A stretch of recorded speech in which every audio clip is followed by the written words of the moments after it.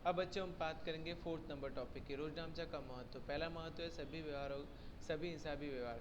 रोजनामे में सभी हिसाबी व्यवहार तारीख और समय के साथ क्रम में लिखे जाने से कोई भी व्यवहार के लिखने में छूट नहीं जाता। दूसरा, विगतवार माहिती। रोजनामचे के प्रत्येक व्यवहार विगतवार व्यवस्थित रूप से लिखा जाता है, जिससे जरूरत पड़ने पर उसमें से उपयोगी जानकारी प्राप्त कर सकते हैं। तीसरा, भविष्य के लिए उपयोगी माहिती। भविष्य के अंत में प्रत्येक हिसाबी व्यवहार का संक्षिप्त विवरण लिया जाता है, जिस पर से भविष्य में व्यवहार से संबंधित माहिती मिल सकती है। चौथा, खतौनी में सरलता।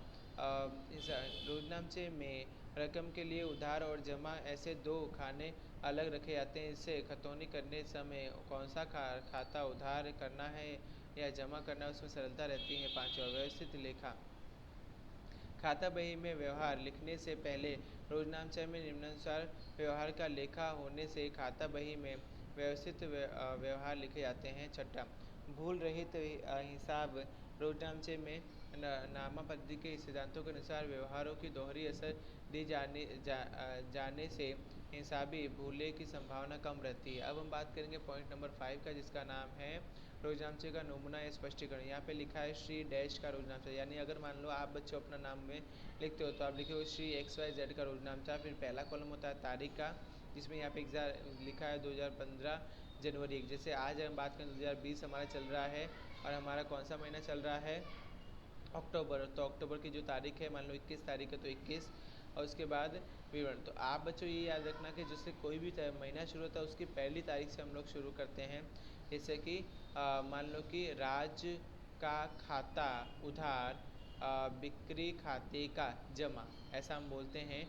और खाता पृष्ठ नंबर यहाँ पे लिखते हैं खापरी न में उधार की उधार रकम, जमा की जमा रकम और यह विवरण लिखा जाता है। स्पष्टीकरण की बात करते हैं। तो पहला तारीख। रोजनामचे में प्रथम खाना तारीख का होता है। हिसाबी व्यवहार समय और तारीख के क्रम अनुसार रोजनामचे में लिखा जाता है। इस खाने में सर्वप्रथम वर्ष, बाद में मास और अंत में तारीख लिखी जाती है। विवरण। रोजनामचे में दूसरा खाना विवरण का होता है। विवरण रोजनामचे में सबसे महत्व का खाना होता है। इसमें हिसाबी व्यवहार से जुड़े खाते में से जो खाता उधार जमा के नियमों के अनुसार उधार हो, उसे विवरण के खाने में सर्वप्रथम लिखा जाता है। जैसे कि रोकड़ खाता उधार, परंतु उधार के बदले में सिर्फ वो लिखा जाता है। उसके बाद जमा असर पाने वाले खाता लिखा जाता है। जमा असर पाने वाले खाते का लेखा दूसरी लाइन में थोड़ी जगह छोड़कर लिखा जाता है। खाते के नाम के बाद का या पहले तो ते शब्द लिखा जाता है। यहाँ अंत में जमा शब्द नहीं लिखा जाता, जैसे कि बिक्री खाते का, ऐसा लिखा जाता है। उसके बाद नीचे संक्षिप्त विवरण का वी के रूप में लिखा जाता है। व्यवहार पूर्ण होने पर निशानी रूप में व्यवहार का नीचे की लाइन में खींच के पूर्ण किया जाता है। तीसरा कॉलम खाता पृष्ठ, खाता बही पृष्ठ नंबर, लेजर फोलियो। रोजनामचा के तीसरे खाने में खाता बही का पृष्ठ नंबर लिखा जाता है, जिसमें संक्षिप्त में खापृ न के नाम से जाना जाता है। रोजनामचे के लिखने के बाद खतौनी करने पर खाता बही के जो पृष्ठ नंबर, उस पर से खाता की खतौनी की वह पृष्ठ नंबर जहाँ पर लिखा होता है उस पर इस प्रकार उस व्यवहार के कारण जब जरूरत पड़े तब एक दूसरे के बही में शीघ्रता से माहिती प्राप्त की जाती है। उधार।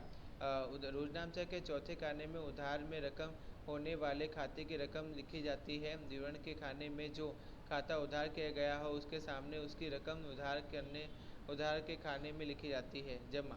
रोजनामचे के पांचवें कॉलम में व्यवहार के जमा होने वाले खाते की रकम लिखी जाती है। विवरण में खाने में जो खाता जमा किया जाता है उसके सामने की रकम खाते के जमा खाते में लिखी जाती है। अंत में दोहरी असर अनुसार प्रत्येक व्यवहार में जितनी रकम उधार होती है उतनी ही रकम जमा होनी चाहिए, इसलिए दोनों खाते का योग हमेशा समान रहता है। उसके बाद हम बात करते हैं बच्चों के जितने व्यवहारों का रोजनामचा जिस पेज पर हुआ हो उसका योग करके उस पेज के अंत में योग आगे ले गए शब्द लिखे जाते हैं। दूसरे पेज पर बाकी के व्यवहारों का रोजनामचा लिखने पर पहले प्रारंभ के उधार और जमा के खाते में उस योग को पुनः लिखो और विवरण के खाने में योग आगे लाए शब्द रकम के सामने लिखे जाते हैं। रकम के योग के ऊपर एक लाइन और नीचे दो लाइन समांतर लाइन खींची जाती है जो रुद्रांश पूर्ण हुआ सूचित करता है।